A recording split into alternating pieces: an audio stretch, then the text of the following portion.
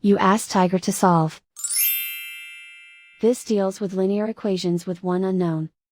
The final result is A equals 12. Let's solve it step by step. Move the negative sign from the denominator to the numerator. Group all constants on the right side of the equation.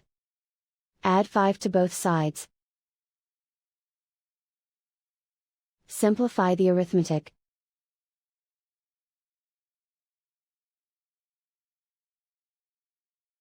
Isolate the A. Multiply both sides by 3. Group like terms.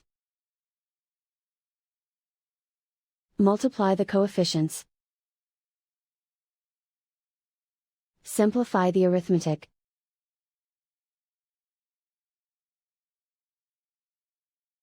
Convert the A into a positive number. Multiply both sides by -1.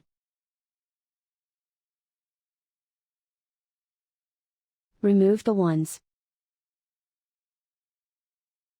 Simplify the arithmetic.